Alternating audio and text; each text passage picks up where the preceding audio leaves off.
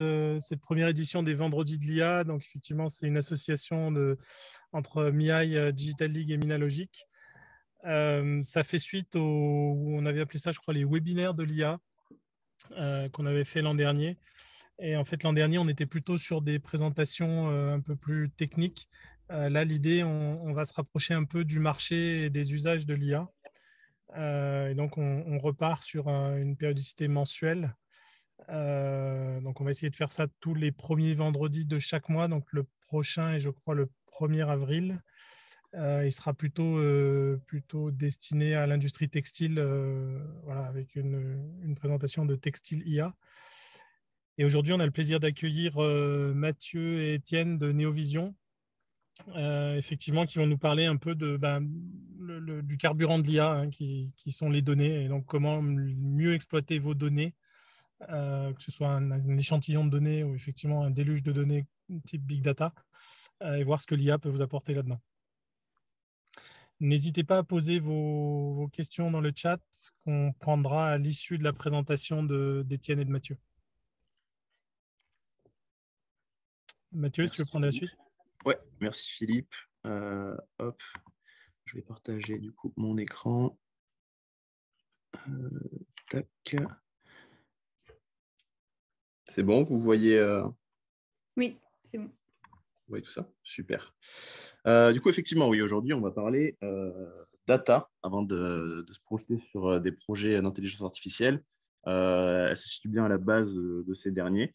Et du coup, aujourd'hui, on va faire un petit tour sur qu'est-ce qu'une donnée, qu'est-ce qu'une information, quelques idées reçues et préjugés qu'on va essayer de casser pour remettre un petit peu à l'endroit. Et on donnera également, et c'est surtout là en fait que ça devient intéressant, des approches et des méthodes pour augmenter son jeu de données lorsqu'il est trop petit, et également quelques astuces pour le qualifier lorsque celui-ci dépasse les capacités d'analyse humaine. Donc, voici comment va se dérouler notre présentation. Donc, on va rapidement se présenter, Étienne et moi, mais aussi Néovision. On va faire un petit passage aussi sur ce que c'est que l'intelligence artificielle. Ensuite, on va regarder voilà, ce qu'on peut lier à l'intelligence artificielle, en général Big Data et les GAFAM. On verra quelle est la différence entre une donnée brute et une donnée qui devient exploitable par l'intelligence artificielle. Un petit tour d'horizon de solutions quand on n'a pas assez de données, donc notamment de l'augmentation de données. Quelles solutions quand on a trop de données? Et enfin, on finira par une session de questions-réponses.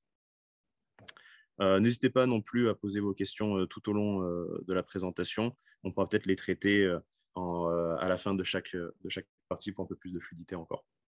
Donc, pour ce qui est de Néovision, avant de rentrer dans le vif de la société, donc pour ma part, donc, je suis directeur marketing de Néovision. Avant ça, j'ai eu d'autres expériences, notamment au niveau commercial. Aujourd'hui, je donne aussi des interventions. Je fais des interventions en fait, dans certaines écoles, plutôt écoles de commerce, plutôt managériales, pour expliquer ce que l'IA peut faire et ne pas faire, et également les impacts qu'elle aura sur les métiers, les débouchés en fait, métiers qu'auront les étudiants à la fin de leurs études. Et donc, pour en arriver là, j'ai notamment fait un master ingénierie du marketing à Grenoble IAE. À toi, Étienne. Et donc, moi, c'est Étienne Balit. Je suis directeur R&D à Néovision. Je suis à Néovision depuis 4 ans. Et avant ça, j'étais en thèse à l'INRIA en informatique. J'ai également fait un passage par l'université de Grenoble pour de l'enseignement en informatique. Et je donne encore actuellement quelques cours en machine learning dans des formations de la région. Merci Étienne. Du coup, pour ce qui est de Néovision, donc avant de vous présenter très rapidement qui nous sommes, on a une ambition, une raison d'être qui drive en fait toutes nos actions au quotidien et notre stratégie, c'est celle de mettre l'intelligence artificielle à la portée de tous. Et donc pour ça, forcément, il va y avoir un pan plutôt business avec nos clients pour qui on va développer des solutions d'intelligence artificielle sur mesure, parfaitement adaptées à leurs besoins, et également un axe plus grand public où on va se muer en pédagogue pour expliquer concrètement et simplement ce que c'est que l'intelligence artificielle, histoire de casser les mythes, les peurs et les fantasmes qui sont créés autour de tout ça et expliquer voilà, concrètement ce à quoi ça sert, comment ça marche aujourd'hui, sans forcément partir trop dans la prospective et la science-fiction. Donc, sans surprise, Néovision, on est une société spécialisée en intelligence artificielle. Quand on parle d'IA à Néovision, on va plutôt parler de machine learning et de deep learning et qu'on va majoritairement appliquer à de la computer vision, donc traitement et analyse d'images. Et on va proposer cette expertise pour accompagner de manière globale nos clients, pour concevoir, développer et intégrer une solution IA parfaitement adaptée à leurs besoins, mais aussi à leurs données. On existe depuis 2014, on est 32 aujourd'hui, on a accompagné plus de 120 clients sur plus de 350 missions depuis la fondation de Neovision. Et donc, qu'est-ce que l'intelligence artificielle en 2021 ? On ne va pas dire que c'est la meilleure définition, en tout cas c'est la nôtre. Il y a une vraie variété et un grand volume de définition de l'intelligence artificielle. La nôtre est plutôt inclusive, en expliquant que ce sont donc toutes les technologies informatiques qui seront capables de résoudre des problèmes complexes et algorithmiques que les humains vont en général réaliser grâce à leurs fonctions cognitives. Donc en gros, quand il y a un problème qui est assez complexe et que vous avez besoin de faire chauffer le cerveau pour le résoudre, et qu'on arrive à l'automatiser via une technologie informatique, on va faire rentrer ça dans le cadre de l'IA pour nous, et on ne va pas seulement le réduire à l'apprentissage. Quand on parle d'intelligence artificielle, il y a une triade, 3 composantes majeures. Donc, celle qui nous intéresse le plus aujourd'hui, ce sont les données. Ça va vraiment être la base de l'intelligence artificielle, parce que c'est là-dedans qu'on va avoir les connaissances et les informations qui nous intéressent. On va avoir le matériel, sans quoi on ne pourrait pas faire tous les calculs, tant pour l'apprentissage que lorsqu'on veut mettre l'intelligence artificielle en production. Donc, le matériel, ça peut être un gros PC, des serveurs, un GPU, un CPU, un smartphone aujourd'hui, sur lequel tournent très bien certains algorithmes. Et donc les algorithmes qui vont permettre de modéliser certaines règles à partir d'observations sur les données. Donc s'il venait à manquer une de ces composantes, le projet d'intelligence artificielle qui vous plairait est plutôt mal barré. Quand on parle donc de machine learning, il y a 2 grandes phases. Et on va voir qu'en fait, les composantes, on les retrouve bien. La première phase, ça va être celle de l'apprentissage, où on va entraîner un modèle. Donc on va partir avec une base de données, mais pas seulement des données brutes. Admettons qu'on veuille faire un classifieur de chats, c'est-à-dire être une technologie capable de dire qu'il y a un chat sur une image.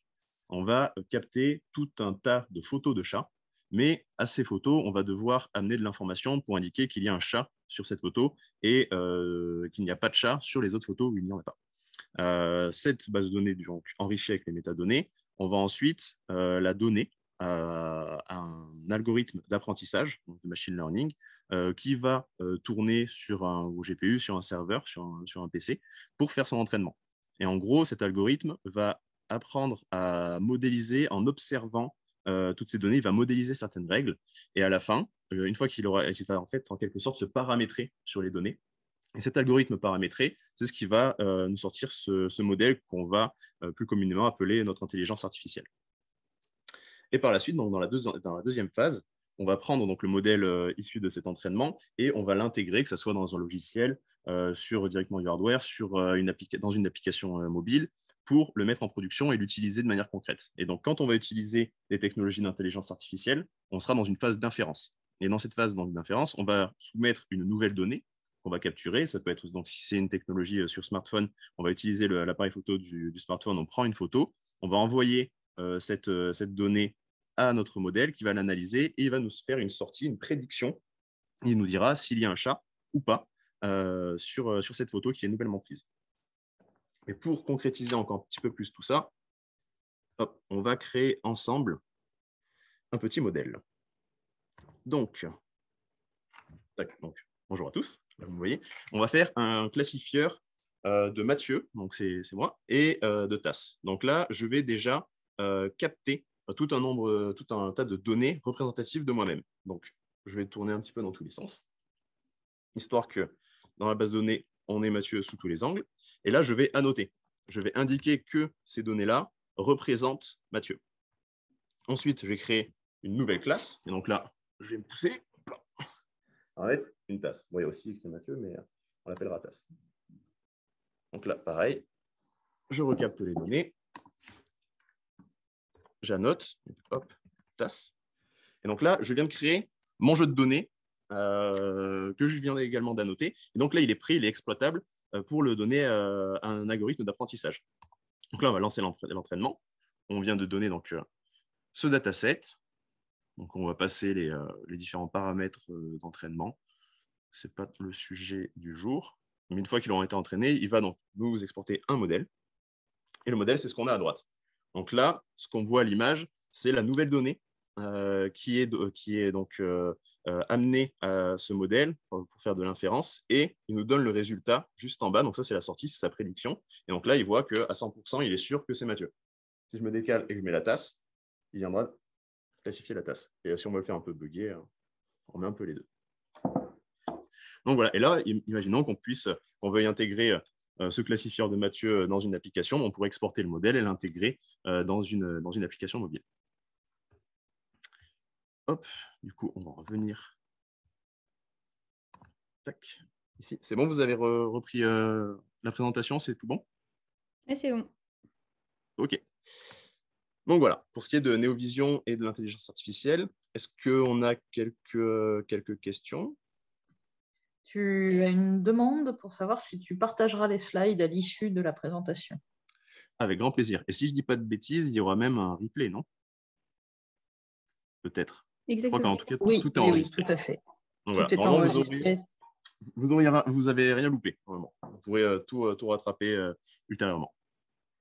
Du coup, maintenant, on va voir quelques préjugés et idées reçues autour de l'IA. Donc, le premier des préjugés qu'on va regarder aujourd'hui, c'est le lien entre le big data et l'intelligence artificielle, et l'idée reçue comme quoi, pour faire de l'IA, il faut des quantités astronomiques de données.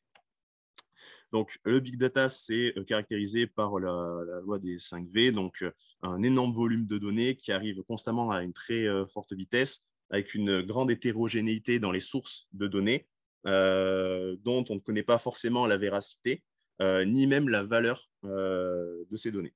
Donc, on produit énormément de données, mais de manière, on passerait le terme, un peu bordélique. Donc, est-ce que le big data est parfaitement lié à l'avènement de l'intelligence artificielle? Là, on voit que donc on produit de manière exponentielle des données sur les dernières années. La production mondiale explose. Et dans le même temps, on voit que les performances et les taux d'erreur ici sur un challenge de reconnaissance d'image chutent. Donc en gros, l'intelligence artificielle est en train de voir ses performances monter très rapidement. Et du coup, est-ce que les deux phénomènes sont parfaitement liés? On pourrait penser que oui, mais en fait, pas tout à fait. Ce qui permet surtout à l'intelligence artificielle de connaître ses avancées aujourd'hui, c'est à nouveau des évolutions sur les trois composantes de l'intelligence artificielle que je vous ai présentées juste avant, la triade. Tout d'abord, on a des données qui sont qualifiées et du coup accessibles aujourd'hui, ouvertes, comme ImageNet, qui regroupe 14 millions d'images dans 22 000 catégories. Et donc, toutes ces images sont annotées par des scientifiques et mises à disposition de la communauté de l'IA pour pouvoir entraîner les modèles directement dessus. On a également des avancées au niveau algorithmique avec l'avènement des réseaux de neurones, avec des architectures toujours mieux pensées et plus complexes, qui ont un petit peu en fait joué le rôle de game changer. Hein. Ils ont fait exploser les performances de l'intelligence artificielle, mais ont également perdu un petit peu en termes d'interprétabilité des résultats, ou du moins du cheminement des réseaux. Et on a également donc la démocratisation de la puissance de calcul avec les GPU. Avant, donc, la puissance de calcul était vraiment réservée à des entreprises qui avaient les moyens de se doter de gros calculateurs, ou par exemple des laboratoires de recherche. Aujourd'hui, on est capable de s'équiper assez facilement de gros GPU permettant de faire tourner les calculs d'apprentissage, notamment sur des plus petits serveurs ou des gros PC. Donc, c'est plutôt ces trois éléments qui ont permis à l'IA de se développer plus que le big data. Le big data tout seul produit des données qui ne seraient pas forcément exploitables par l'intelligence artificielle. C'est plutôt la structuration de ces données-là qui a permis de faire augmenter ses performances. Et en plus de ça, donc, on a donc le deep learning est une branche du machine learning. C'est là où on va avoir les réseaux de neurones profonds. Eux sont friands de données, et effectivement, là, il va falloir de gros volumes de données pour pouvoir commencer à utiliser des méthodes de deep learning. Par contre, ce n'est qu'une branche du machine learning, et là, on peut retrouver dans le machine learning des méthodes qui vont être beaucoup plus frugales et moins demandeuses en données. C'est des choses qu'on fait régulièrement en NeoVision. Et par exemple, je vais vous citer deux projets qui traduisent bien cela. On a fait donc une technologie de reconnaissance d'espèces de fleurs pour botanique. Et dans ce projet-là, pour chaque espèce de fleur, on n'avait qu'une vingtaine de photos de l'espèce. Ça représentait entre 4000 et 5000 images. Donc, on est bien loin des états ou pétaoctets du big data. Là, on parle plutôt en gigas de données maximum. On a également donc, développé une application pour reconnaître des œuvres d'art, donc pour le Street Art Fest de Grenoble. Et ici, donc, on a à peu près 200 à 250 œuvres sur le territoire. Et pour reconnaître chacune d'entre elles, on a eu besoin que de 3 photos, donc ce qui nous fait à peu près 600 données pour pouvoir déployer cette technologie. Donc, on voit bien que ces volumes de données sont bien loin de l'image qu'on peut avoir où il faut des milliers d'images par classe pour pouvoir commencer à faire de la reconnaissance performante. Deuxième préjugé, et ce sera le dernier de cette liste, on va faire court. Donc, l'intelligence artificielle est réservée aux géants du numérique et notamment aux GAFAM. Donc, pour répondre à ça, je vais tout simplement vous montrer cette slide qui regroupe en fait les startups françaises spécialisées en intelligence artificielle. Et quand on regarde en fait ce panorama, on peut très rapidement se rendre compte qu'on ne voit pas de GAFAM, mais bien des petites structures, plus ou moins petites d'ailleurs, il y en a qui commencent à devenir sacrément grosses, mais qui sont voilà, donc, détachées de ces GAFAM. Aujourd'hui, on en compte, enfin, en 2021, on en comptait 502. Elles n'ont pas de lien avec les GAFAM, mais elles n'ont pas non plus autant de données qu'eux. Donc, ça prouve bien qu'aujourd'hui, l'intelligence artificielle, ce sont des technologies qui peuvent être développées par des sociétés françaises, mais qui peuvent également être utilisées par des sociétés françaises qui sont bien loin d'être des pure players ou des natifs du numérique. Petit exemple avec quelques-uns de nos clients à Novision, où on voit en fait qu'on a des startups, des PME, des ETI, mais aussi des grands groupes avec des domaines d'activité très variés, très éloignés les uns des autres. Mais la chose qu'ils avaient en commun, c'est qu'ils avaient des jeux de données représentatifs qu'on pouvait exploiter grâce à l'intelligence artificielle. Petite conclusion quand même sur les GAFAM, parce qu'il ne faudrait pas seulement leur taper dessus ou leur dire qu'on n'a pas besoin d'eux. Ça serait faux et réducteur. Il faut savoir quand même qu'ils participent largement à l'écosystème de l'intelligence artificielle. Et en sachant que cet écosystème est largement ouvert, les avancées proposées, enfin les avancées faites par les GAFAM et qui sont ensuite mises à disposition de l'écosystème l'aident à avancer très rapidement et à repousser sans cesse les performances de l'intelligence artificielle. On pourrait citer du TensorFlow, du PyTorch, par exemple, qui viennent de ces entités-là et qui sont largement utilisées aujourd'hui par la communauté IA. Je ne sais pas si tu avais une autre idée, par exemple, Étienne, pour compléter. Tous les papiers qui sont publiés dans les conférences scientifiques, nous, on suit de très près tout ça. Et au final, on est encore dans un domaine où les grandes entreprises, notamment les GAFAM, publient beaucoup. Ce n'est pas des choses qui sont gardées cachées. Il y a des choses qui gardent pour eux, c'est sûr, mais il y a quand même beaucoup de choses qui sont mises à disposition, plus ou moins directement, et qui aident beaucoup les plus petits participants, on va dire, de cet écosystème. Merci pour ces précisions, Étienne. Du coup, on en arrive à cette courte partie. Est-ce que vous avez quelques questions à ce sujet ou on peut dérouler? Alors, il y a un participant qui demandait si tu connaissais des alternatives à Teachable Machine pour travailler sur d'autres domaines de l'IA. Donc, il y a eu des réponses dans le chat, mais peut-être que tu voudras compléter. Alors, sur Teachable Machine, on peut donc faire la classification d'images. On peut aussi suivre des postures et faire du traitement de signal audio, donc de la reconnaissance audio. Après, non, je n'ai pas forcément d'alternative à Teachable Machine. D'ailleurs, ça, c'est une contribution de Google. Donc voilà, on voit qu'ils aident. Teachable Machine, c'est vraiment pour faire des démonstrations, on va dire, de ce que c'est un apprentissage en vision ou même, par exemple, sur du son ou sur des postures. Ça va être assez vite limité pour l'utilisation du modèle après coup. Voilà. pour les choses qui pourraient exister, ça ne sera pas aussi intuitif que ça, mais j'ai vu avec Collaboratoid, ça c'est plutôt un outil d'ailleurs fourni par Google qui permet d'entraîner ces modèles. Mais ce n'est pas avec une interface aussi facile. Il commence à y avoir pas mal de services en fait, qui permettent d'entraîner des modèles, mais voilà, toujours le problème derrière, c'est de s'assurer que ces modèles font bien ce qu'on s'attend à ce qu'ils fassent et pas qu'ils introduisent des biais dans les décisions. Merci.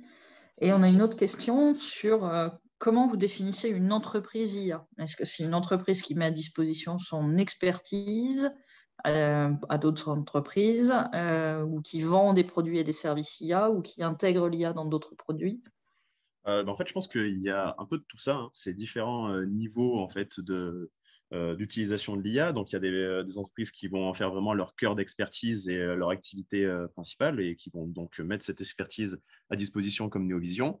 On a ensuite des entreprises qui vont proposer des produits, vraiment des services en fait, commercialisés en plug and play sur l'étagère. Et après, on a aussi toutes les entreprises qui vont intégrer de l'IA et qui à la base n'étaient pas sur ce cœur d'activité. Mais en intégrant de l'IA, voilà, ça va leur donner des avantages concurrentiels, des nouvelles fonctionnalités produits, de nouveaux services. Et en général, ces sociétés, au début, elles ne vont pas vraiment avoir la coloration IA parce qu'il y aura juste un petit peu d'intelligence artificielle dans toute leur activité. Mais on se rend compte, nous, notamment en tout cas à Neovision, que ces sociétés, après, en intègrent de plus en plus et dans toutes les dimensions de leur société. Parce que l'intelligence artificielle trouve des applications très transverses, très spécifiques sur chaque métier composant une entreprise. Pour en revenir sur vraiment le panorama de France Digital que je vous ai présenté, là, c'était vraiment des entreprises qui sont sur l'activité même de créer des intelligences artificielles, créer des produits d'intelligence artificielle, des services. Donc voilà, on pourrait limiter les entreprises IA à celles qui sont spécialisées dans l'intelligence artificielle pure, mais on pourrait aussi avoir une définition un peu plus inclusive, intégrant toutes les entreprises en utilisant. Merci Mathieu. Et je rebondis sur cette question pour vous rappeler que la région a produit une cartographie des entreprises de l'intelligence artificielle grâce à Auvergne-Rhône-Alpes Entreprises et que cette carto est disponible sur le site du campus région du numérique. Je te laisse reprendre. Ouais, il est vrai que j'aurais peut-être pu prendre celle-là de cartographie. Elle est moins compacte, okay, ouais. mais du coup, elle est plus riche pour l'écosystème régional. Ouais, j'étais allé la voir, effectivement, c'est plutôt sympa, beaucoup d'informations. Du coup, maintenant, on va s'intéresser à la donnée. On y vient, on rentre dans le vif du sujet de ce webinaire. Donc, avant toute chose, il convient d'expliquer ce qu'est une donnée, ce qu'est une information et ce qu'est une connaissance. Pour faire simple, la donnée, ça va être quelque chose d'assez brut, c'est un élément, c'est une entité telle quelle, qui n'a pas ni interprété, ni été mis dans un contexte. L'information, ça va être une donnée qui a été interprétée, à laquelle on a donné un sens. Et ensuite, la connaissance, ça va être une donnée qui a donc été interprétée, qui s'est transformée en information et qui a ensuite été assimilée et que l'on peut réutiliser à ses fins. Donc voilà un petit peu déjà une présentation de ce qu'est une donnée et une information. Et en fait, pour transformer une donnée brute en une donnée exploitable, très concrètement, on va essayer de transformer des données en information. Pour les transformer en information, il va y avoir une première phase d'interprétation. En général, ça va être l'humain qui va le faire. Il va regarder les données, il va les interpréter pour dire ce qu'il y a sur cette image, où ça se situe sur l'image, par exemple. Et ensuite, il va y avoir une annotation pour, on va dire, ajouter de l'information à cette donnée de manière informatique. Et en gros, on va un peu informatiser, numériser l'interprétation faite par cet expert. Et du coup, ça va prendre vraiment cette forme. En fait, ça va être des données accompagnées de métadonnées. En fait, c'est des données sur les données, ce qui va les transformer en informations, que l'on va pouvoir concrètement utiliser par avec l'intelligence artificielle. Donc, il y a cette première étape d'annotation, donc d'interprétation plus annotation, mais pas que. On va y revenir juste après. Juste avant ça, je voudrais juste illustrer ce que je viens de vous dire en prenant l'exemple d'une photo. Là, cette photo-là, on serait sur une donnée brute. Si on prend l'élément tel quel, on pourrait dire le nombre de pixels qu'il y a, un petit peu de colorimétrie, mais c'est tout. Si jamais on veut utiliser cette photo pour faire un détecteur de chats et de chiens, ou même une technologie de segmentation, il va falloir la noter. Et donc pour la détection, on va utiliser des bounding box, qu'on appelle donc des boîtes englobantes, pour amener une information de localisation sur cette image, où se situe le chat. Donc autour de cette bounding box, on peut dire que c'est un chat, et où se situe le chien. Si on voulait faire de la segmentation, c'est en fait un peu de la détection 2.0, hein, pour faire ça simple. On va s'intéresser à délimiter les objets au pixel près, et vraiment du coup les délimiter via des masques de segmentation. Et du coup, la notation pour ce type de tâche ressemblerait plutôt à l'image de droite. Donc là, on serait vraiment sur de la notation qui du coup spécifique à la tâche que l'on va cibler. Mais il n'y a pas que ça au niveau traitement qu'il faut appliquer à ces données pour les rendre exploitables. Donc déjà, il va falloir aussi les structurer, c'est-à-dire quelque sorte les standardiser et qu'elles suivent un petit peu toute la même structure, la même construction. Par exemple, si on prenait des données tabulaires, il faudrait que chaque donnée ait le même nombre de colonnes venant la qualifier. Ensuite, il faudrait également nettoyer son jeu de données, c'est-à-dire enlever les erreurs, donc les données qui ne sont pas du tout représentatives et qui vont venir casser l'apprentissage. Ça peut être des données incomplètes également. Il va falloir travailler sur le format. Il y a par exemple, quand on parle d'image, il y a certains formats standards comme le format Coco, mais on a aussi des algorithmes qui vont prendre en entrée, donc qui vont utiliser des données avec des formats spécifiques, par exemple du 220 par 220, 240 par 240 en termes de pixels. Et donc, si vos photos, images ne font pas ces dimensions-là, il va falloir les redimensionner pour qu'elles matchent avec le format d'entrée. Il y a également des questions sur… Donc là, on va plus rentrer dans l'analyse, dans l'enquête au sein du dataset, sur la représentativité. À quel point l'échantillon de données que j'ai, donc mon jeu de données, est représentatif de la réalité et de ce que je vais pouvoir rencontrer sur le terrain ensuite. S'il n'est pas représentatif, on va donc, ce qu'on voit en bas, intégrer probablement des biais, et ces biais seront présents ensuite dans le modèle qu'on va utiliser. Il y a également la question de l'exhaustivité. Donc ça, c'est un peu un Graal qui est, je pense, presque inaccessible, parce que l'exhaustivité demanderait à ce qu'on ait 100% de tous les cas de figure que l'on peut rencontrer sur le terrain. Or, ça va être assez compliqué de pouvoir anticiper tous les cas de figure. Il faudrait en fait qu'on soit dans du prospectif très poussé et qu'on anticipe pour absolument 100% de toutes les éventualités. Et ensuite, il faut que nos données soient accessibles. Le tout est, ce n'est pas d'avoir des données, mais c'est également de pouvoir y avoir accès pour pouvoir les utiliser. À Neovision, c'est des problématiques qu'on rencontre régulièrement chez nos clients, qui n'arrivent pas forcément à extraire toutes les données qu'ils voudraient extraire. Donc, ils savent qu'ils les ont, mais en fonction des droits ou du système informatique en place, ce n'est pas toujours évident de réussir à les extraire. Et donc, en fait, toutes ces petites tâches visant à rendre les données exploitables, ça va surtout être utile pour identifier et éviter les biais qui peuvent être présents dans le jeu de données. C'est la chose qu'il faut cibler en priorité. Donc, il y a des fois des biais qui sont largement identifiables, faciles à trouver. Ici, il est quand même un petit peu fourbe parce qu'on pourrait se dire qu'en fait, la répartition du jeu de données est égale à peu près 50-50 entre les hommes et les femmes. Mais en fait, lorsqu'on s'intéresse à la distribution des données, et notamment en fonction du genre, on voit en fait qu'il y a un déséquilibre. Les hommes vont être surreprésentés dans les activités extérieures et sportives, lorsque les femmes, elles, sont surreprésentées dans les activités intérieures et en relation avec la cuisine. Donc, si on utilisait un dataset de ce type-là, on va intégrer ces biais-là dans le modèle qui pourrait, par la suite, plus facilement classifier un humain en fait, sur une image comme étant une femme si la scène se déroule dans une cuisine ou à l'intérieur, alors que ça serait un homme. Mais en fait, il va reproduire les biais qui étaient présents dans le jeu de données. Des fois, il faut aller un peu plus loin et puis y aller en fait donnée par donnée. Donc, c'est là en fait que ça peut commencer à devenir très, très fastidieux.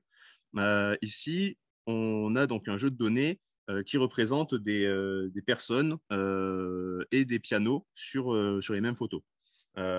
Ici, les biais sont encore un peu plus difficiles à discerner. En gros, sur ce jeu de données-là, on va avoir aucune variation sur la relation instrument-humain au niveau des hommes. Sur chaque photo, quand on voit un homme, il est en train de jouer du piano. Par contre, il va y avoir une vraie variation au niveau des femmes. Sur certaines photos, on va les retrouver en tant que musiciennes et sur d'autres, on va les retrouver en tant que spectatrices. Donc là, l'application en tant que telle de ce jeu de données ne saute pas aux yeux, c'est beaucoup plus expérimental et ça sert vraiment à mettre en évidence que certains biais ne seront discernables que si on enquête en profondeur et de manière détaillée dans le jeu de données. Et du coup, après, pour concrétiser un petit peu tout ce que je disais et l'importance de virer les biais de son jeu de données, il y a eu une petite étude qui est faite, une petite expérimentation donc dans un jeu de données où là, encore une fois, on met en scène des humains en train de réaliser certaines tâches, donc des scènes de la vie quotidienne. Et donc, dans ce jeu de données, on avait 67% des personnes qui cuisinent qui sont des femmes. Ce jeu de données a été utilisé par un algorithme CRF, donc qui est assez basique. Mais donc, une fois entraîné sur ce jeu de données, il prédisait qu'en cuisine, la personne présente est une femme dans 84% des cas. Et du coup, il avait quand même pas mal d'erreurs. En fait, ce que ça montre, c'est que les biais qu'on va avoir dans notre jeu de données, ils vont être réintégrés concrètement dans le modèle, mais le modèle va pouvoir potentiellement même les exacerber, c'est-à-dire les augmenter par rapport à leur présence initiale dans le jeu de données. Certains modèles vont juste en fait, s'aligner avec les biais déjà présents. Certains d'autres vont également les minorer, mais c'est un risque qui ne vaut pas trop le coup d'être pris. Je ne sais pas si tu avais quelque chose à ajouter là-dessus, Étienne, également. Sinon, on va pouvoir prendre des petites questions. Non, je pense que c'est très bien. Merci, c'est gentil. Et pour l'instant, il n'y a pas de questions. Et il n'y a pas de questions. Et ben, on va pouvoir alors, pardon, il suffisait que je dise ça pour qu'une question apparaisse. On a une question qui est comment anticiper ou identifier les biais? Est-ce qu'il y a les tests empiriques du modèle? Est-ce que tu peux faire une analyse manuelle ou visuelle du dataset par un humain ou est-ce qu'il y a d'autres méthodes? Il peut y avoir toutes ces méthodes-là. Hein. Il peut y avoir une analyse manuelle et visuelle d'un humain. Ça va être possible quand le jeu de données, on va dire, est à échelle humaine. Si on commence à avoir des millions de photos à analyser, je pense que ça va être compliqué. Et après, par test empirique du modèle, je ne sais pas si c'est une bonne pratique. Tu veux peut-être préciser, Étienne. Je pense que tu pourras être plus pertinent. On peut notamment en regardant les images de notre jeu de données, on peut commencer à avoir l'intuition parfois de certains biais. Et après, il va y avoir une démarche vraiment d'enquête, c'est le terme que Mathieu a utilisé. C'est-à-dire que, par exemple, là, sur les pianos, il va falloir monter une expérience, en fait, définir une façon de représenter sur l'ensemble du jeu de données la relation entre les pianos et les personnes en fonction du genre et voir s'il y a une distinction. Résumer en fait cette relation sous la forme d'une visualisation, on va dire, résumée. Et donc ça, c'est une expérience et qui va nous permettre de savoir s'il y a un biais ici. Donc c'est le plus efficace, hein, une fois qu'on a l'intuition, d'aller vraiment définir en fait une sorte de plan expérimental pour valider ces données. Et nous, on a développé. Vas-y. On développe des outils. On fera une démo un peu plus tard, justement pour faciliter la première partie d'avoir une intuition des biais pour pouvoir ensuite potentiellement les évaluer quantitativement. Et on montrera rapidement une démo sur ce type d'outil. Une des bonnes pratiques aussi, je pense, c'est mener ce travail d'enquête, pas forcément approfondi à ce point, mais par des personnes externes au projet. C'est-à-dire qu'en fait, souvent, les ingénieurs ou les data scientists vont intégrer des biais personnels mais inconscients. Et du coup, en fait, même en faisant cette enquête, ils ne vont pas forcément pouvoir les identifier de manière formelle. Par contre, une personne qui est extérieure à ce projet n'aura pas la même sensibilité, n'aura pas les mêmes biais internes et du coup sera plus à même de les identifier et donc de les éviter. Par exemple, moi, ça me fait penser à un loupé d'une équipe de Amazon qui voulait utiliser une intelligence artificielle pour filtrer des CV. Du coup, c'est une équipe interne 100% masculine de Amazon qui a développé cette IA. Et du coup, en fait, il s'est avéré que l'IA était misogyne. C'est le terme qu'on a posé, ce n'était pas du tout le cas parce qu'ils n'ont pas de conscience. Mais en fait, dans la base d'entraînement, le jeu de données utilisé pour son apprentissage, tous les CV jugés comme bons étaient des CV d'hommes. Et en fait, il n'y avait aucun CV de femme qui était jugé bon. Du coup, forcément, en fait, elle a reproduit ce biais pendant l'inférence. Mais ils s'en sont rendus compte, en fait. Ils s'en sont rendus compte, oui, c'est ça. Donc, maintenant, on va rentrer dans la partie, on va dire, pratico-pratique. On va vous donner quelques astuces sur comment faire en sorte que vous puissiez augmenter votre jeu de données quand vous n'avez qu'un petit échantillon de données. Donc déjà, avant de rentrer dans des méthodes pour l'augmenter, il faut se concentrer sur ces sources de données et sur la notation, sur la qualification de ce jeu de données.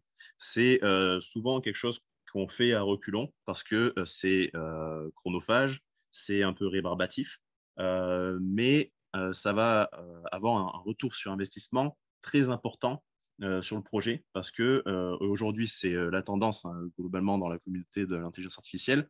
Le but n'est plus d'avoir le meilleur algorithme d'apprentissage ou les meilleurs paramètres, tout ça, mais c'est vraiment d'avoir le meilleur jeu de données. Celui qui a les meilleures données aura le meilleur modèle à la fin. Il faut aussi savoir que c'est une part significative du temps projet, la notation et la préparation des données. À Neovision, ça peut des fois nous prendre un tiers du projet à retravailler les jeux de données du client parce qu'ils n'étaient pas vraiment conformes ou exploitables en l'état, pas représentatifs. Et du coup, des fois, on a dû après derrière les augmenter également. Avant de vouloir également faire de l'augmentation de données, il vaut le coup de se poser la question, est-ce que je ne peux pas trouver d'autres sources de données? Donc, vous avez un problème qui est spécifique. Peut-être que d'autres sociétés l'ont eu aussi, elles ont généré des données de ce type, donc ça vaut le coup d'aller les rechercher. Peut-être qu'il y a également des projets qui étaient assez connexes avec le vôtre, donc qui utilisent les mêmes données, mais pas pour la même tâche finale. Est-ce que vous ne pouvez pas trouver des données chez vos clients, chez vos concurrents, même qui les auraient mis en libre accès? Bon, c'est quand même peu probable, hein. Mais vous pouvez chercher d'autres sources de données, et notamment les données open source, qui sont du coup plus ou moins gratuites. Certaines vont pouvoir être utilisées à des fins commerciales, mais la plupart du temps, ça plutôt à des fins académiques. Et vous trouverez principalement des données sans annotation, donc qui sont brutes, qu'il va falloir traiter, mais vous auriez déjà cette matière première. Donc il y a à nouveau en fait, ce travail d'investigation pour savoir est-ce que je pourrais trouver d'autres données avant de passer vraiment à l'étape de l'augmentation. Et puisqu'on parle d'augmentation, on va commencer par parler transformation de données.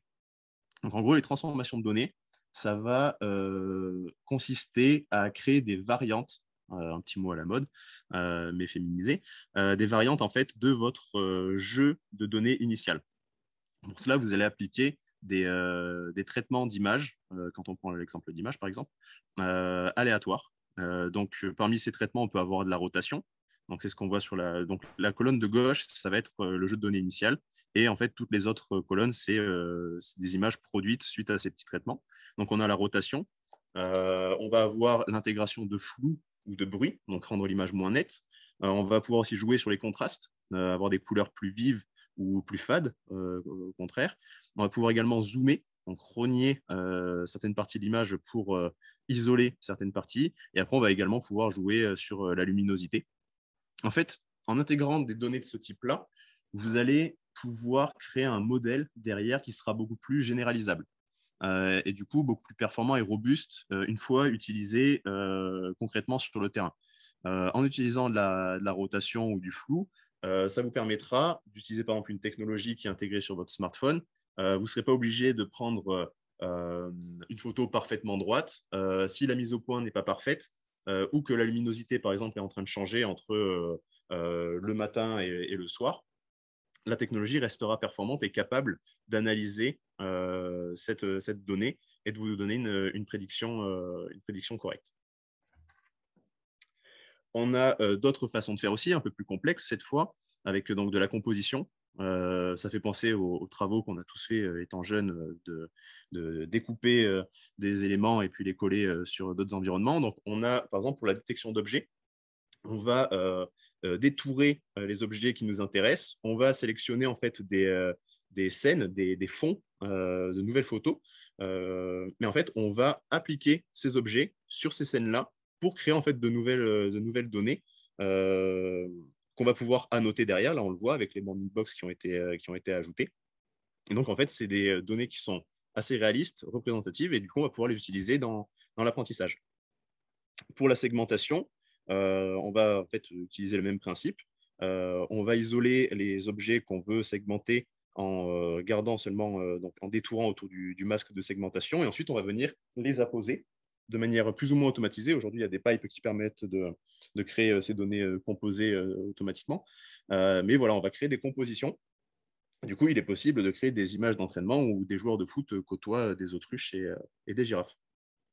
Et on est tous d'accord pour dire que obtenir ces données en réalité, ça serait assez compliqué. Et ce qui est compliqué aussi, c'est de détourer de manière plus ou moins automatique ou à la main chaque objet qu'on voudrait reconnaître.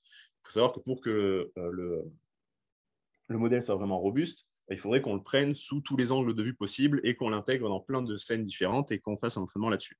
Le problème, c'est que c'est fastidieux de prendre toutes ces photos, mais aujourd'hui, on a d'autres possibilités avec notamment les moteurs 3D qui permettent en fait de reproduire virtuellement des objets avec une perception, enfin un rendu très réaliste, très proche de la réalité. Et du coup, en fait, on va pouvoir produire tout un tas d'angles de vue grâce à ces modèles 3D et les exporter de manière automatique pour ensuite venir les coller sur de nouvelles scènes. Donc, ça accélère grandement le travail de composition, notamment. Et c'est quelque chose qu'on a utilisé.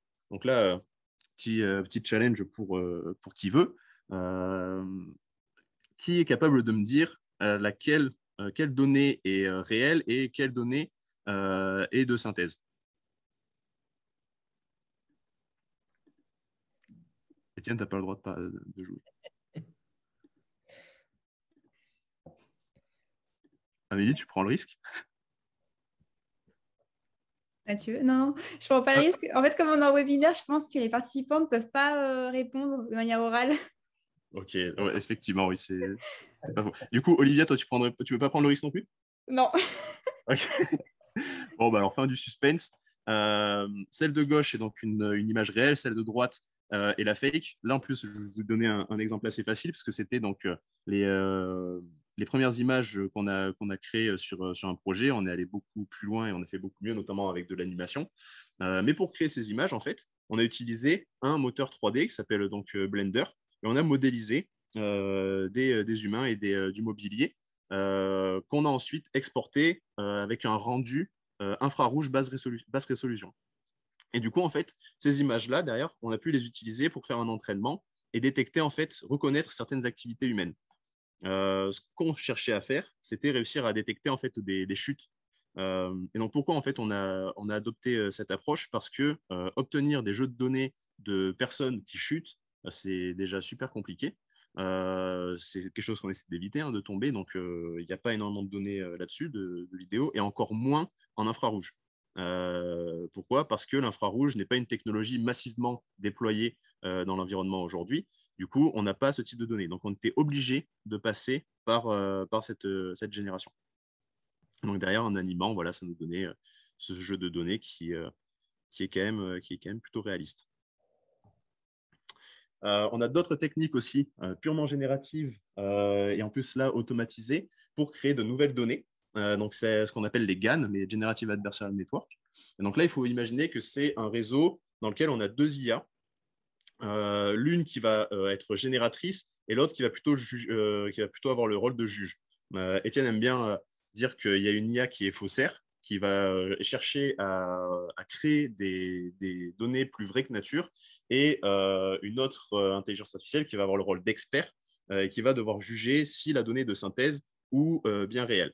Et du coup, en fait, c'est un réseau qui va boucler, et plus il va tourner, plus le générateur va réussir à générer des images réalistes, représentatives, qui vont venir tromper l'expert, donc le discriminateur.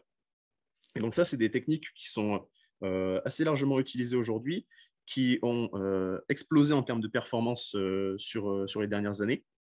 Là, on voit par exemple la génération de visages par les GAN, donc d'où on est parti en 2014 et où on en était en 2018. On voit que l'évolution est assez saisissante. Hein. 2014, c'était des visages, même 2015, on voit tout de suite qu'il y a quand même quelque chose qui est un peu foiré et qui bug. Par contre, à partir de 2017 et 2018, je mets pas mal de gens au défi de réussir à me dire que c'était des visages purement générés. Après, il y a quelques petites astuces pour les détecter. Il faut notamment s'intéresser aux cheveux et au fond derrière les visages.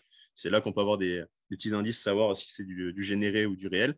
Mais là, il faut savoir que ce n'est pas du tout de la composition. C'est de la création pure de A à Z d'une intelligence artificielle. Elle n'a pas pris le nez de quelqu'un, les yeux de quelqu'un, la bouche de quelqu'un et fait en sorte de lisser tout ça. Donc, voilà, j'allais faire un deuxième petit jeu, mais du coup, on ne va pas pouvoir le faire. Donc là, c'est sur un autre exemple d'un projet client qu'on a fait avec le CTC. Donc, sur une des deux images, c'est donc une photo réelle de gravure laser sur du cuir. Et sur l'autre image, c'est quelque chose qu'on a produit nous-mêmes. Et donc, à gauche, ce sont les images produites par le CTC, et à droite, ce sont celles qu'on a produites via des GAN et qu'on a ajoutées ensuite au jeu de données d'entraînement pour rendre le modèle beaucoup plus robuste. Ici, on voit qu'en fait, les caractères ne sont pas exactement pareils. Ceux de droite sont un peu plus propres, ceux de gauche sont un peu moins propres. Et en fait, c'était important de pouvoir ajouter ce type de données pour représenter les fortes déformations que subissent ces caractères au fur et à mesure des différents traitements que va subir le cuir lui-même. Et après, on peut même combiner donc, les moteurs 3D et les GAN. Donc ici, en fait, le moteur 3D, c'est le jeu vidéo GTA V. Et derrière, il y a un GAN qui a été utilisé pour appliquer en fait un filtre, on va dire, plus photoréaliste sur les images produites du jeu. Mais en fait, ce filtre, il va mimer, représenter en fait les images que produisent les caméras présentes dans les véhicules autonomes. Le but ici, en fait, c'est de créer des jeux de données qui vont pouvoir être exploitables pour entraîner les futures voitures autonomes. Et en fait, si vous regardez des images produites par les caméras utilisées actuellement, ce sont des images qui sont très proches.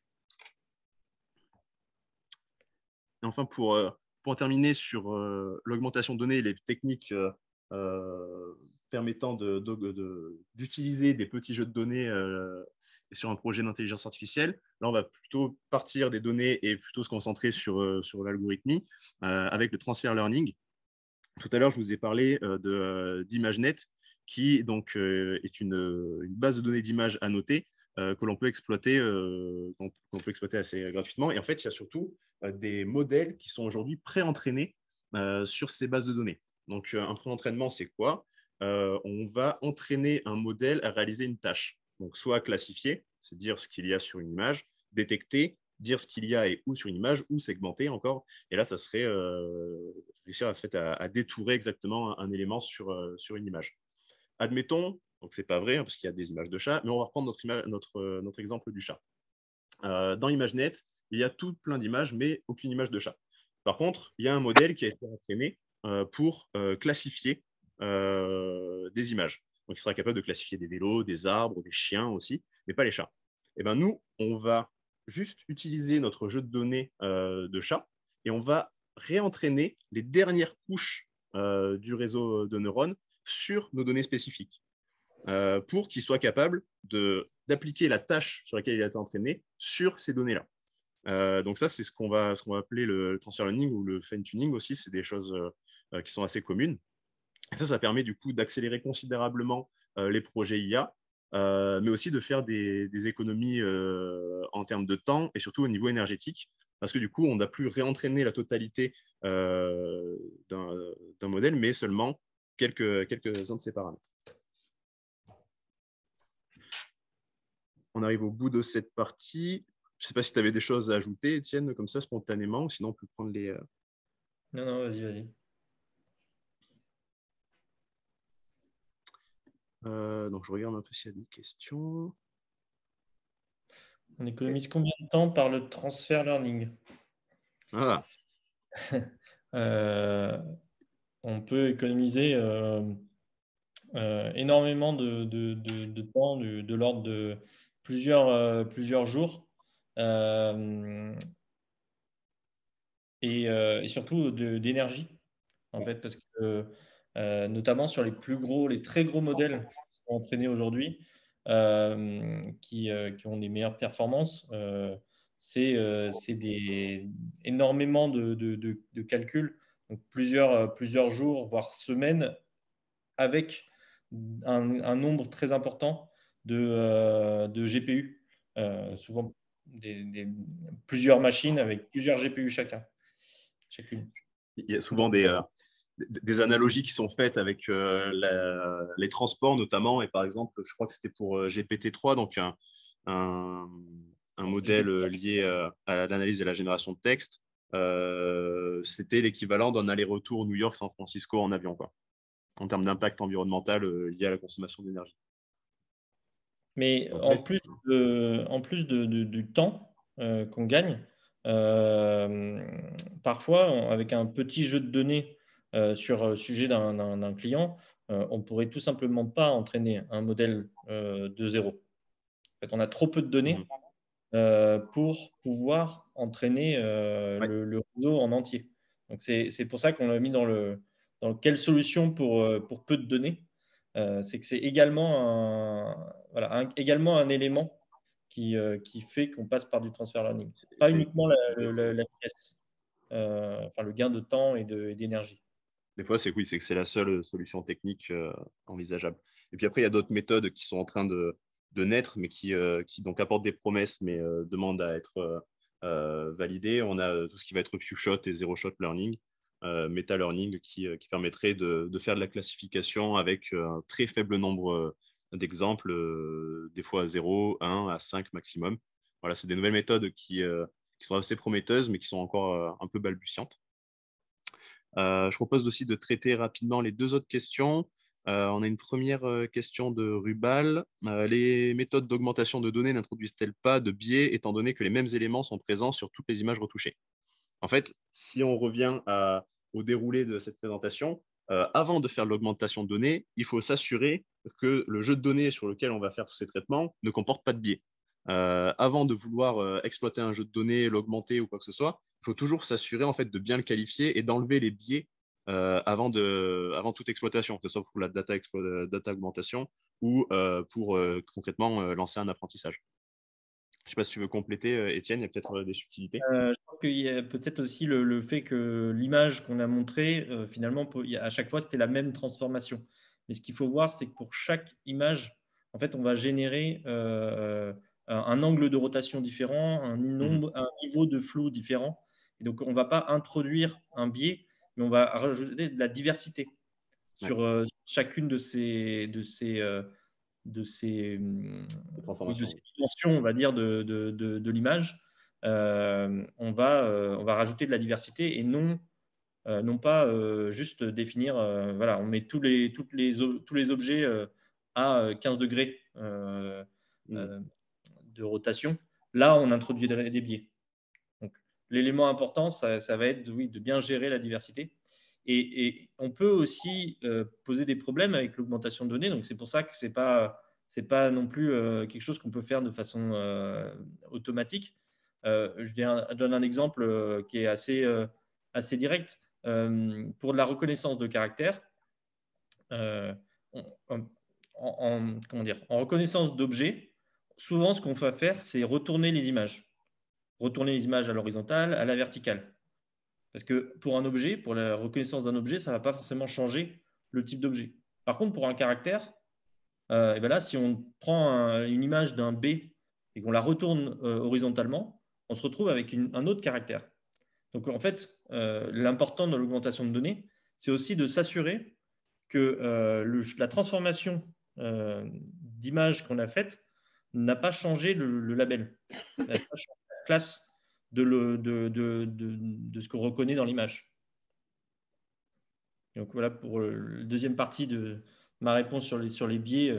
On peut introduire des biais avec l'augmentation de données. Donc, c'est pour ça qu'on ne fait pas n'importe comment cette partie du projet. Super, merci Étienne. Et puis après, on a la question à 1 million de Laurent. Donc, l'IA est explicable, Étienne? Ou pas? J'ai pas vu la question. La question, c'est juste l'IA est-elle explicable? C'est difficile de répondre parce que l'IA, ça va être très large. Il y a des algorithmes qui vont être tout à fait explicables. Généralement, c'est parce que derrière, la complexité de la tâche est relativement faible. La difficulté, c'est que pour les problématiques auxquelles on s'intéresse là, par exemple la reconnaissance d'objets, etc., en fait, c'est une tâche qui est trop complexe, est devenue trop complexe pour la faire de façon efficace en la codant à la main. Et donc, toutes les règles qu'on pourrait retrouver pour expliquer le fonctionnement du réseau de neurones, en l'occurrence, en fait, n'expliqueraient qu'une partie du comportement du réseau de neurones. Parce que sinon, on aurait pu les coder à la main. Et donc, on a ce problème en fait où les choses explicables sont parfois pas suffisantes pour faire la tâche. Par contre, on peut, comme on a montré pour les biais dans les données, on peut avoir une démarche d'enquête, d'investigation, en fait, sur le fonctionnement du modèle. Voilà, plus que il y a un domaine de recherche qui s'appelle l'explicabilité dans l'IA. Mais voilà, moi, je préfère parler de compréhension d'un modèle par l'investigation. Et on a des outils de plus en plus intéressants pour aller justement faire ce type de sondage en fait, dans le modèle, d'aller essayer de décortiquer un peu comme les psychologues ou les neuroscientifiques font avec l'humain, en fait, avec le cerveau humain ou animal d'ailleurs, d'aller essayer de comprendre comment il fonctionne sans pour autant pouvoir finalement le réduire à des règles très simples. Et puis, il y a des travaux actuellement aussi. Donc, c'est un vrai challenge qui est adressé actuellement par la communauté scientifique de l'IA, l'explicabilité. Ce phénomène de boîte noire qui a vraiment été poussé avec le deep learning et la profondeur des réseaux. Mais on a par exemple des travaux sur le concept whitening qui vient en fait représenter de manière plus ou moins interprétable par l'humain le cheminement du modèle pour faire sa prédiction. C'est notamment dans la compréhension de scène. Pour ceux que ça intéresse, je vous invite vraiment à aller voir sur notre blog. On publie en fait des petits articles vulgarisés d'avancées comme ça. Et on en a fait un qui est dédié au concept whitening. Il y a un message d'Amélie dans le chat il y aura bientôt un webinaire sur l'explicabilité en IA. Tout à fait. Enfin, bientôt, c'est prévu pour le 4e trimestre. D'accord. Et correction, par contre, c'est pas une boîte noire, les réseaux de neurones. Justement, on peut aller tout sonder. C'est juste très complexe à l'intérieur. Et donc, ça demande effectivement une analyse qui n'est pas du tout aisée. Voilà. C'était pour reprendre un terme que l'on croise souvent. Et on avait une remarque aussi de Alexandre qui pense que donc, pour entraîner GPT-3, c'était 75 fois un aller-retour Terre-Soleil. Je pense qu'on peut prendre ça comme une boutade. Ok, et ben on va pouvoir passer à la dernière partie. Et du coup, là, c'est toi, Étienne, qui va pouvoir prendre rapidement les rênes, juste introduire. Du coup, est-ce que c'est vraiment un problème en fait d'avoir trop de données? Est-ce que ce serait pas un problème de riche ou un caprice? En fait, pas tout à fait. Parce que comme je l'expliquais juste avant, la notation, c'est quelque chose de très chronophage. qui va prendre beaucoup de temps. Donc, même si aujourd'hui, on a quand même quelques méthodes qui permettent de l'automatiser ou de l'automatiser en partie, il va quand même falloir mettre les mains dans le cambouis et ça va demander du temps, homme, femme, bien sûr, pour réaliser cette tâche. Ça va être aussi de plus en plus compliqué d'aller évaluer la bonne qualité de toutes les données. Ça va être compliqué de détecter les outliers et les erreurs présentes dans le jeu de données. Et on va également avoir des problèmes de stockage et d'accessibilité. Stocker 1 giga, ce n'est pas la même chose que de stocker 1 Tera lorsqu'on veut les exploiter en plus derrière. Et donc, on reboucle, en fait, encore une fois, sur un grand jeu de données. Ça va être compliqué d'aller identifier et éviter les biais, du coup, avant de lancer un apprentissage. Donc, en guise de première solution, il y a tout ce qui va être apprentissage non supervisé. Donc, il s'applique plutôt bien aux grands datasets qui ne demandent donc normalement pas d'annotation ou seulement très partielle. Et donc, on a de nombreuses méthodes qui sont possibles de mettre en œuvre aujourd'hui, comme de l'active learning ou de la self-supervision. Ce sont des techniques et des méthodes très prometteuses, mais qui restent extrêmement complexes et qui demandent de vraies compétences en data science. Personnellement, Étienne m'a essayé de me les expliquer de manière la plus simple possible. Ça reste assez compliqué à comprendre. Donc, voilà, si tu veux apporter quelques précisions dessus, Étienne, sinon on peut passer directement à une petite démo de Tadavis, parce qu'en fait, il y a toutes ces techniques qui sont disponibles, mais il y a aussi des outils qui permettent d'aller miner en fait dans le jeu de données et de le qualifier de manière très précise et efficace. Pour résumer vraiment en une phrase sans aller dans le détail, l'active learning, ça va être l'idée qu'on va pouvoir annoter les données, non pas dans un ordre aléatoire, mais aller calculer finalement à chaque étape de l'apprentissage de notre modèle, aller calculer quelles sont les données qui seraient les plus intéressantes, sur lesquelles ce serait le plus intéressant d'avoir les labels. Ça va permettre de faire de la notation au fur et à mesure. L'objectif, ce serait de pouvoir annoter qu'une petite partie d'un jeu de données, mais qui va finalement être décisif pour les performances du modèle qu'on entraîne. Aujourd'hui, il y a déjà des résultats, c'est-à-dire qu'on peut quand même gagner donc, des dizaines de pourcents, en fait, éviter d'annoter une partie. On a des meilleures performances en termes on va dire de quantité d'annotation nécessaire par rapport à juste de l'aléatoire, mais ça reste relativement faible par rapport au coût de la notation par ailleurs. Et la self-supervision, parfois on appelle aussi ça du non supervisé. En fait, ça va être d'apprendre une représentation à partir des données elles-mêmes et des corrélations qu'il peut avoir dans les données. C'est encore un domaine assez avancé, mais aujourd'hui, ça commence à donner des très bons résultats en vision par ordinateur notamment. Également en traduction, il me semble c'est des choses qui se rapprochent de l'état de l'art scientifique. Et ça c'est très intéressant quand on utilise justement, on a accès à une très très grande quantité de données, mais qui n'est pas annotée. Il me semble qu'aussi Tesla essaye d'utiliser ce type de choses pour justement utiliser toutes les données qu'ils ont de toute leur voiture qui filment la route pour essayer de capitaliser, on va dire, sur ce jeu de données qui ne peut pas forcément être annoté. Non, GPT-3, non. Si, on peut. C'est de la self-supervision. C'est un type de self-supervision qui est particulier. C'est-à-dire qu'on est sur du texte.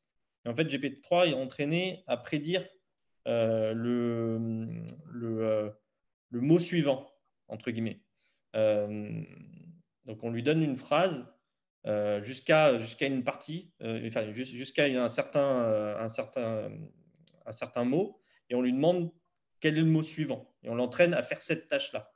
Donc, c'est un peu ce que je disais dans le fait qu'on utilise le signal lui-même pour entraîner le modèle. Ok, et on avait une autre question. Vas-y, tu peux conclure. Ouais, vas-y. Parce que il y a une corrélation. C'est pas derrière une phrase la vie est belle. On sait qu'il y a ce mot a de fortes chances d'arriver après les 3 mots la vie est. Donc ce type de corrélation, c'est ça qu'on va pouvoir utiliser dans la self-supervision. C'est un bon exemple. Ok. Merci pour le retour, Bruno, enfin pour l'intervention. Et on a encore Yves qui nous a posé une question, savoir si on sous-traite, nous, la notation, et si oui, vers qui et quel pays. Alors, ça va vraiment dépendre en fait du projet et de la complexité des données. Si on reboucle avec ce que je vous racontais tout à l'heure, on voit qu'avant de pouvoir annoter, il faut pouvoir être capable d'interpréter les données. Et donc, sur certains projets clients, l'interprétation de la donnée va demander une vraie expertise. Et du coup, on ne peut pas sous-traiter tout cela. Et c'est le client, clairement, qui va devoir annoter ces données parce qu'il est le seul à pouvoir les interpréter convenablement. Ce qu'on met aussi beaucoup en place sur nos projets, donc c'est des outils qu'on met à disposition de nos clients pour qu'ils puissent annoter de manière très efficace les données. Donc on a Tadavis qu'on va voir juste après, mais on utilise aussi CVAT par exemple, pour ce qui va être annotation purement visuelle sur la détection ou du suivi du tracking, la segmentation. Et après, on a également recours, donc on a un partenaire qu'on connaît très bien et qui est carré, notamment qui est éthique et équitable dans sa rémunération, avec qui on travaille, mais ça reste quand même à la marge. Voilà, on ne va pas sous-traiter très régulièrement à la notation, c'est plutôt des projets complexes et où on va essayer plutôt d'inclure l'expertise de notre client. C'est une société parisienne. Ouais. Hop. Et alors, du coup, Tadavis, tu veux que je te laisse la main ou je te laisse faire juste la démo, Étienne? Non, je vais présenter. Ok. Donc, Allez. Tadavis, c'est un outil qu'on développe maintenant depuis un peu plus de 3 ans comme un outil interne qui nous sert à Neovision dans des phases où on a un nouveau jeu de données qui vient d'un client. On ne sait pas forcément bien ce qu'il y a dedans, s'il y a des outliers qu'on voudrait enlever ou qu'on voudrait intégrer. Et du coup, on doit très souvent finalement faire cette tâche d'exploration d'un jeu de données. Et du coup, depuis un peu moins d'un an maintenant, on développe Tadavis dans le but de le commercialiser. Je vais vous faire une démo très rapide.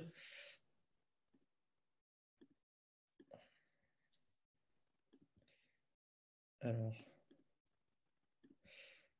voilà. Donc voilà à quoi ressemble Tadavis. Ici, j'ai pris un jeu de données de fleurs, donc des photos de fleurs. Et donc, Tadavis, ça va se présenter en deux parties. Une première partie où on fait une projection, une cartographie du jeu de données.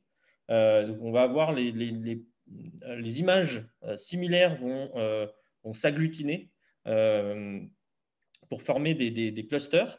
Ce qui va nous permettre de rapidement voir déjà si la représentation qu'on a choisie est bonne pour la tâche qu'on vise, à quel point elle est loin finalement de permettre la tâche, ou alors est-ce que la tâche va être facile. Voilà. Donc, par exemple, ici, j'ai pris une représentation qui est une représentation, en fait, c'est un modèle pré-entraîné sur des tâches visuelles assez généraliste. Et on peut voir que, par exemple, pour la classification de fleurs, les performances semblent assez bonnes. La projection ici, la clusterisation, elle s'est faite sans aucune annotation. Il n'y a pas utilisé d'annotation. Je mets les labels pour vous montrer à quel point finalement la clusterisation s'est faite de la bonne façon. Et du coup, on utilise Tadavis parce qu'on va pouvoir observer en fonction de métadonnées comment s'organisent ces clusters. Et donc, par exemple, ici, on voit que chaque cluster semble se distribuer en fonction de la résolution des images. Par contre, il semble que tous les clusters ont à peu près une répartition équitable d'images basse résolution et haute résolution. Et enfin, on va aussi utiliser l'interactivité. Donc, à droite, on a les images. Et en fait, les images que vous voyez, ici, c'est toutes les images parce que j'ai sélectionné la totalité du jeu, totalité des points, mais je vais pouvoir aller sélectionner une partie. Et donc ici, par exemple, ce qui est intéressant, c'est particulièrement les petits clusters qui se forment autour des clusters principaux, parce que ici, ils sont pas séparés pour rien en général. Donc par ici, je vois que il semble qu'on ait un cluster qui soit formé avec des daisies, marguerites, mais avec surtout des insectes. Et donc, je vais pouvoir en fait ajouter une annotation, une colonne distracteur. Et sur cette colonne distracteur, je vais dire, bah, j'ai des insectes ici. Voilà. Et là, du coup, j'ai créé une colonne et je vais pouvoir finalement aller investiguer ces différents clusters pour essayer de voir justement s'il n'y a pas des biais dans mon modèle. Donc là, par exemple, quand je parle de biais, un biais, ça pourrait être que quand il y a un insecte, eh ben, dans mon jeu de données, c'est toujours avec une marguerite. Et donc, il y a le risque que si j'entraîne en utilisant ces données, eh ben, à chaque fois qu'il y a un insecte, je dis c'est une marguerite. Et d'ailleurs, on peut voir que dans cette représentation, on a certains, ici, dans cette zone, on a des points verts donc et des points bleus, donc Dandelion et Sunflowers, et qui ont été finalement associés au Daisy parce que c'est dans notre jeu de données, en fait, c'est ce qui va avoir le plus souvent des insectes. Voilà comment on peut justement utiliser ce type d'outil pour aller examiner des biais. Un autre élément, c'est ici, on va voir qu'on a, un style différent. On pensait que c'était un jeu de données avec des fleurs, des photos de fleurs, et en fait, on a des dessins de roses. Et il semble qu'il n'y ait que des roses en dessin. Donc pareil, on va vouloir dire, OK, ça, je veux la noter parce que peut-être que je veux enlever les dessins pour pas qu'à chaque fois que j'utilise le modèle sur un dessin, au lieu de l'utiliser sur une photo, ils me disent que c'est une rose, alors que c'est une tulipe, par exemple. Donc voilà le type de choses qu'on va pouvoir faire avec cet outil. Je ne vais pas aller plus en détail, il y a plein d'autres fonctionnalités, mais voilà, je pense que ça donne une vue assez rapide du logiciel. Je te redonne la main. Yes, merci Étienne. Hop, et du coup, bah, ça va être assez court puisqu'il me reste qu'une slide. Donc, on va vous donner nos coordonnées si jamais vous avez des questions et que vous voulez qu'on continue à discuter par ailleurs. Mais sinon, voilà, on est ouvert pour répondre à toutes vos questions, vos retours, vos remarques. N'hésitez pas. C'est vrai qu'on a un peu dépassé, mais s'il y en a qui sont intéressés, on peut rester encore un petit moment. Merci beaucoup à tous les deux pour votre présentation. S'il y a des questions, je vous laisserai les prendre juste après. Juste un mot pour vous dire que le prochain webinaire est dans un mois et qui sera animé par Textilia, que Néovision connaît bien.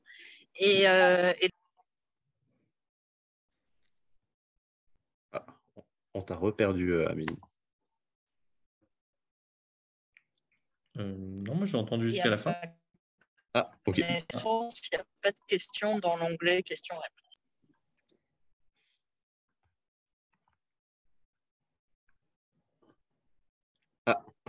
Est-ce qu'on pourrait ajouter quelques petites choses, Étienne, sur d'autres types de données, comme les séries temporelles, les signaux audio, les vidéos? Alors oui, nous, on est très focalisé sur la vision par ordinateur parce que c'est, on va dire, notre domaine de prédilection. Mais il y a beaucoup des éléments dont on a parlé, hein, que ce soit le transfer learning, l'augmentation de données, euh, et également les biais, etc. C'est des choses qui se transposent dans les autres domaines, hein. Que ce soit en traitement du langage, en analyse de séries temporelles. On a les mêmes choses qui sont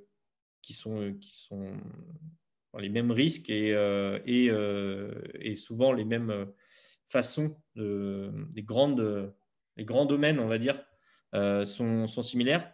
Après, peut-être qu'il y a plus de recherche aujourd'hui en vision par ordinateur que dans les autres domaines. Donc, c'est aussi intéressant justement de voir la, la self-supervision, par exemple, elle est poussée par la vision par ordinateur et le traitement du langage. Et donc, pour l'instant, il y en a moins dans les séries temporelles, mais ça commence à venir assez fortement. Donc, Il faut dire que la vision, c'est quand même un domaine vraiment locomotive, hein, de l'IA. Il y a beaucoup d'avancées qui sont faites par la… Comment? Le traitement du langage aussi, Oui, et langage, c'est vrai, qui lui aussi est en train d'exploser. Mais vraiment, si on regarde, il y a plusieurs décennies, il y avait beaucoup de choses qui étaient faites sur la vision, quoi. Effectivement, on peut, en termes de génération de données, aujourd'hui, la synthèse vocale produit des choses qui sont assez bluffantes aussi, quoi. Ouais. Oui, par exemple, pour le son, pour la reconnaissance la reconnaissance vocale, il y a énormément de projets qui vont utiliser la superposition, par exemple, pour créer des environnements bruités euh, avec, à partir pour créer des enregistrements de voix dans un environnement bruité à partir d'un enregistrement qui était dans un environnement de studio. Et voilà, par exemple, ça pourrait être une des formes d'augmentation de données dans le domaine sonore.